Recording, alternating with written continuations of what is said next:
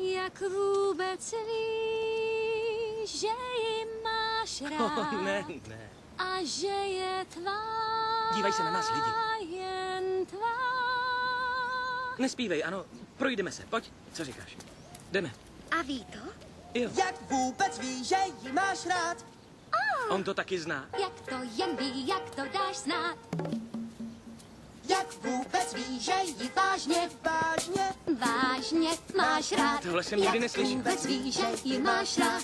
Jak to jen Petla. ví, jak to dáš znát? Moc hezký. Jak vůbec Prima, víš, že to ji stačí. vážně, Tak už se mi něco dál, jdeme. máš rád. Nemysli, že je láska jen tak samozřejmá. Její své dívce znát dřív, než se začne ptát. Jak vůbec víš, že ji vážně má rád? A že je můj. Pošle ti aspoň malou krátkou zprávu, jak si báječná. Dá ti žlutou kytku pro den šedivej, hej.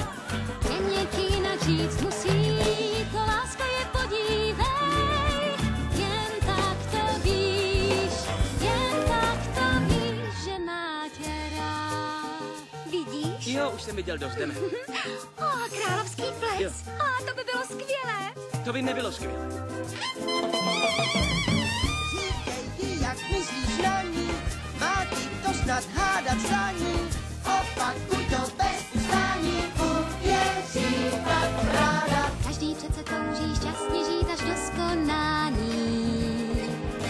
Každý přece chtěl by lásku jak z krásných snů. Jak vůbec víš, že tě má rád a že je tvůj. Pozve tě někam ven tančit, rád by tě měl v náručí. Já netančím. Věnuje ti píseň o kráse tvých dnů. Tak taky nespívám. Jen ještě o lásce bohý, maličkosti v každém z dnů. Jen tak to víš, že má tě rád.